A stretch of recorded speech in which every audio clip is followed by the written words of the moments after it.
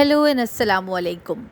Welcome to our channel with a detailed breakdown of one of the most significant turning points in Indian history, the Battle of Plassey, which was fought in 1757 between Nawab Sirajuddaulah and the British East India Company under the leadership of Robert Clive.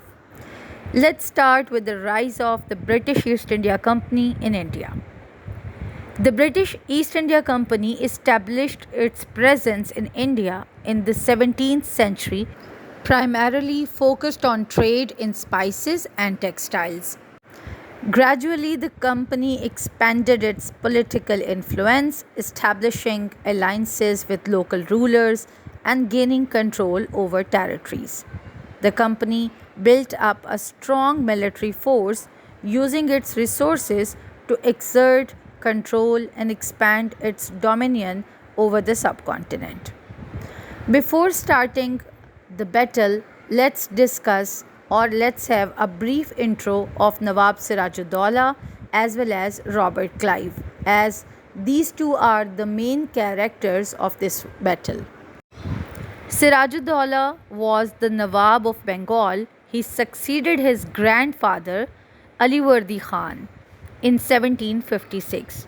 He was a young and ambitious ruler who sought to assert his authority.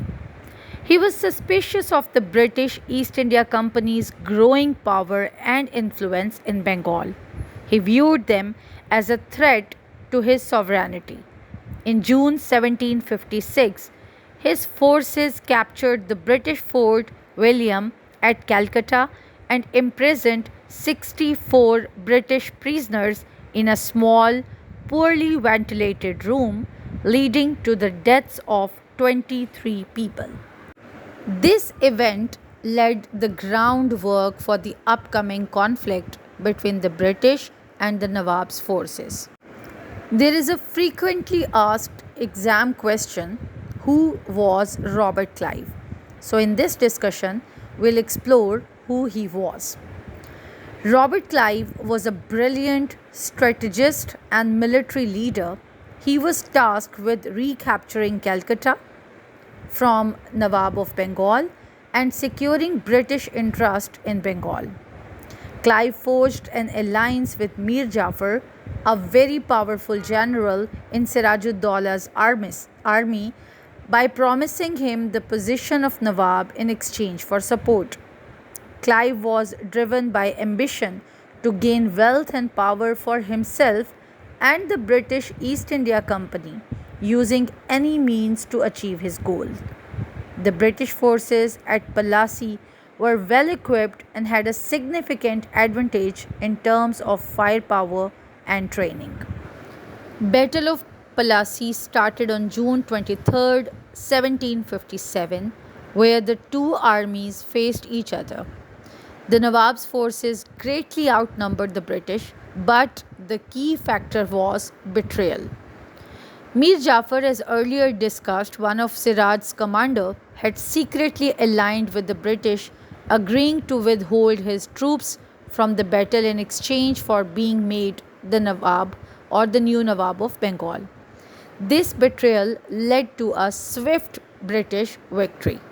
As far as the aftermath or consequences of the battle are concerned, so Sirajuddaulah was captured and executed shortly after the battle, marking the end of his rule.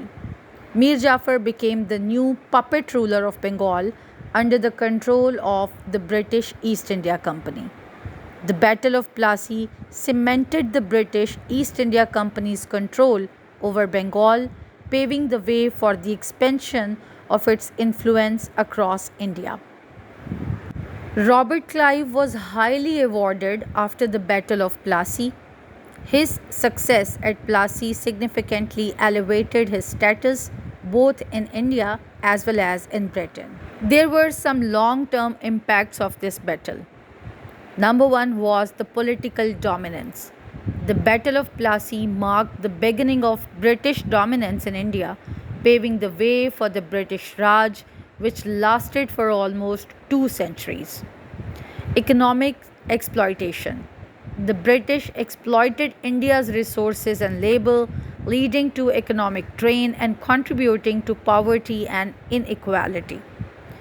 British rule had a profound impact on Indian culture and society, introducing Western ideas and institutions while also suppressing indigenous traditions. This battle was a pivotal moment in Indian history. What if Mir Jafar had remained loyal to Sirajuddaula? How might Indian history have been different?